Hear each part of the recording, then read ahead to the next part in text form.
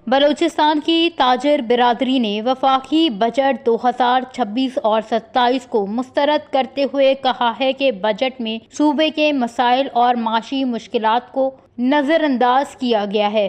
وش news سے گفتگو کرتے ہوئے انجمن تاجران کے نمائندوں نے کہا کہ وفاقی حکومت کو بلوچستان کی مخدوش صورتحال اور وسیع رقبے کو مد نظر رکھتے ہوئے خصوصی فنڈز مختص کرنے چاہیے تھے۔ ان کا مزید کہنا تھا کہ بلوچستان تو ایسا صوبہ آپ کا سامنے بدامنی ہے، لاکھونیت ہے، بڑے راستے بند ہے اور ہم جو ہے رات کے وقت سفر نہیں کر سکتے۔ حکومت آتا ہے وہ جلا رہا ہے ادھر، تو ہمارا صوبہ تو بالکل ٹیکس سے مطمئن نہیں۔ حکومت کو چاہیے تاکہ ہمارا صوبے کو جو ہے ٹیکس سے مستثنیٰ کیا جائے، کیونکہ ہمارا صوبے میں امن امان خراب ہے، پٹری سارا بند ہے، کاروبار بند ہے، زندانی لوگ روڈوں پر کھڑے ہیں، ہمارے تاجروں سے، ہمارے لوگوں سے بچے مانگتا ہے، اسے پیسے مانگتا ہے، اسے بالکل ہم لوگ جو ہے بالکل ٹیکس سے مطمئن نہیں ہے۔ انکم ٹیکس ہے، جی ایس ٹی ہے، یہ ہم لوگ دے رہے ہیں۔ ابھی جب کنٹینر ہم کراچی کے پورٹ پر پاس کرتا ہے یا کوئٹے میں جدھر بھی ہے، ہم تمام ٹیکسز ادا کرتے ہیں، لیکن یہ جو چھوٹے دکانداروں کے لیے جب اس نے 1% لگایا یہ ہم ادا نہیں کر سکتا ہے، کیونکہ ہمارا صوبہ جو ہے وہ اس کی مطمئن نہیں۔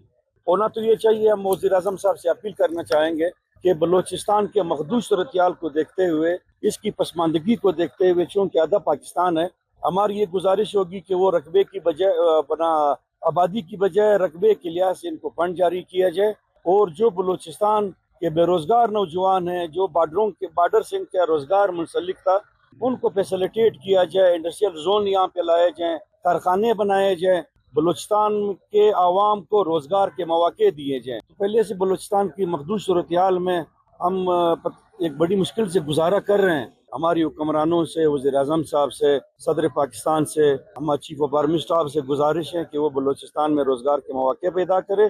تاجر رہنماؤں نے مطالبہ کیا ہے کہ بلوچستان میں صنعتوں کے قیام کو یقینی بنایا جائے اور صوبے کو ٹیکس فری زون قرار دیا جائے۔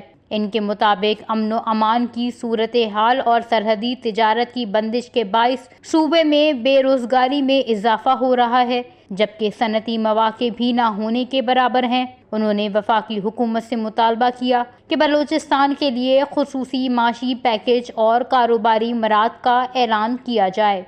وش نیوز، کوئٹہ، بلوچستان۔